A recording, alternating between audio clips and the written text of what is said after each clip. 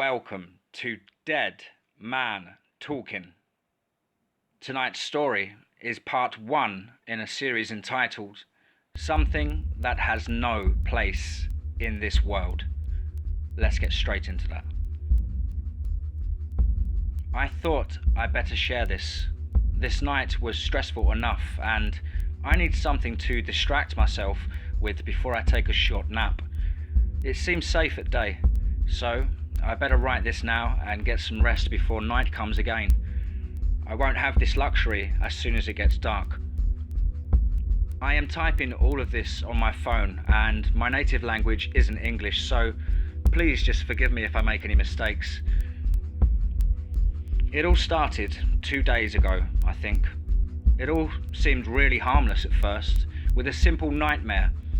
It was about a group of people that wanted to find a creature they called the ghost in a sort of underground tomb. They never stated what exactly that place was, but it was huge and you could easily get lost in it. I think I was a normal member of that group, an expedition of sorts. It's hard to clearly remember the details of that dream. I would have probably written it off as a strange dream and forget about it if it wasn't for the moment the ghost appeared. I can't remember it too good, but the thing looked nothing like a ghost in that dream. It was a creature of flesh and blood with pale grey skin and many sharp teeth. And it was huge. I mean really huge. I can't give you guys a concrete description as I saw the ghost only a few seconds in that dream before a horrible smell woke me up. I am certain it came from that dream. But as I woke up, I could still smell it for a second or two, reminding me of some nasty chemical cleaning solvent. My day went on normal. I took 2 weeks off from work and this is the first week. I was sitting at home and played video games and grilled a little until the evening. Your typical lazy day. My house is quite far in the woods. I inherited it from my grandfather, who wasn't a fan of people, and to be honest, neither am I. The dirt road to my house takes about 20 minutes with the car at best, if you're driving about 60 to 70 kilometers per hour. The postman? What postman? He doesn't come here. My mailbox is at the beginning of the dirt road.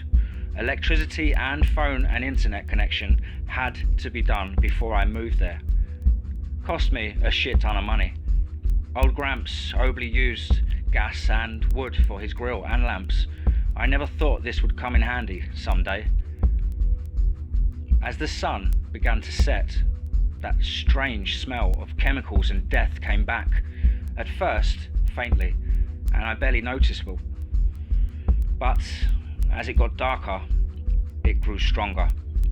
My cat seemed stirred, hiding under the couch with wide open eyes. The forest animals dead silent, not a single cricket chirping or foxy screaming like usual, just the rustling of leaves in the wind. I was getting a bit nervous, trying to explain those things to myself. I thought there could have been an accident with a transporter, but that's very unlikely as my place is pretty secluded. As I tried to calm myself, the lights started to flicker, bringing me back onto the edge.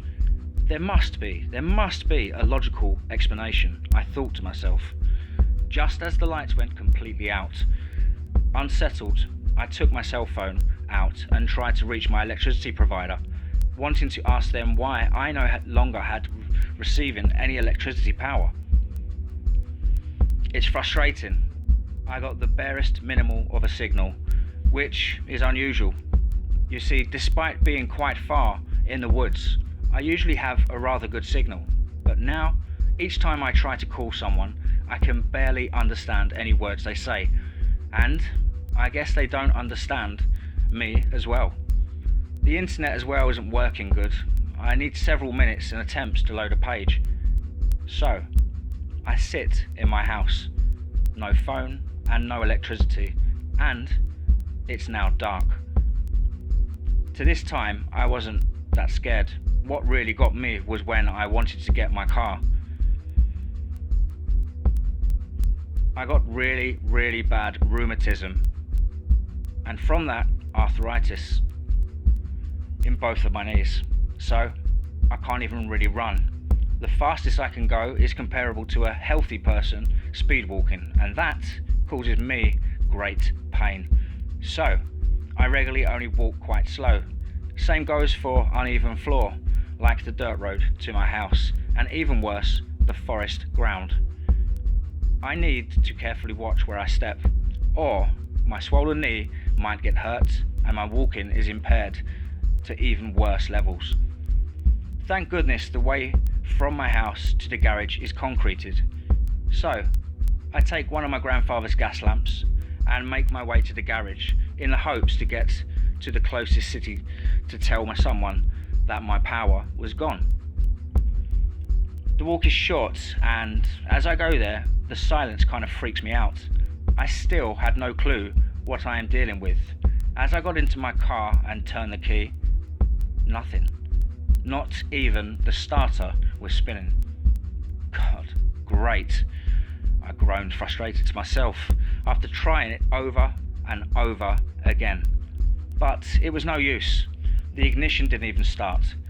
More pissed than scared, I took the gas lamp and closed the garage door, turning to make my way back to the house, thinking the worst that will happen is a night without power. That's when I heard the rustling. On my way back, in the forest to my right, I heard it, and instantly turned towards the origin of the sound. I was scared, shitless. Barely in the reach of my lamp, it stood on the edge of the forest, a grey figure, looking at me with 4 yellow eyes, reflecting the light of my lamp. It was tall, I mean really tall, at least 2.5 meters if I had to guess, and stood on all 4 limbs like a lanky gorilla, if you forgive me this crude comparison. Its hind legs looking bent backwards, and front legs or arms were long and quite thick compared to the hind legs, ending with massive clawed hands. It looked like it doesn't belong in this world. No, it looked like it doesn't belong anywhere. I never was so scared in my entire life, and made a run for it, my damaged legs carrying me faster to my front door than I could have ever imagined. Gasping for air, I slammed the door shut and sank onto the floor. The shock of that sight was slowly going away, giving me the painful realization that the sprint I did was too much for my right leg. The knee was throbbing, and swelling quickly became worse. Since then, I can only clumsily limp around. I managed to close all curtains and observe the movement of this thing at first. All around my house, I could make out movement between the trees. I think it is either circling around the house or it's not alone. Later on, I got too scared. The later it got, the more courageous the thing got, it seems, walking out of the woods and staring at my house, hopefully not seeing me. I took a bit of a drink and food and made my way into the basement. The cat didn't hesitate to follow me to my basement, eagerly scratching the door with both paws as I slowly moved down. My right leg was giving me a hard time doing so, forcing me to carefully step twice on each step, whilst the cat is scratching at the door, looking like a small, panicked human. As I finally entered the basement, the cat instantly started to seek a good hiding place behind the wood staple. I barricaded the door with some of the wood, hoping it would at least help a little, and waited the whole night, trying merely to not make no sounds, sitting on the piece of log I used to split wood, holding the axe I used to split the wood. I have to chuckle as I write this now. If you had seen the thing, you would too. A limping guy tries to defend himself with a blunt axe against that, but I guess it's better than nothing. During the night, I heard the sound of breaking glass, followed by some crude thumping noises above me. I instantly knew what happened, and I am pretty sure everyone else in the situation too. I was thinking what to do. If I should ambush it from beside the door as soon as it enters the door, or if I should attack it on the stairs. Maybe its weird limbs might make it difficult for it to defend itself whilst on the stairs. The thumping went on all night, and I could hear various instances of shattering wood. I was paralysed beside the door, clutching the blunt axe. Nothing came all night. Gladly. As the sun went up, I went up the stairs and expected one window was broken and the interior of the house was a mess. All doors except the ones upstairs and the basement door were either open or smashed. Every closet opened and every piece of furniture you could hide under turned or smashed. It's serious and it wants me. I searched for spots where I got signal inside the house. Having a hard time limping around now. My legs feel worse by the second. I managed to get my painkillers at least, but they barely help in this case. I wish I had stronger ones here. Anyways, I need to rest for a bit now.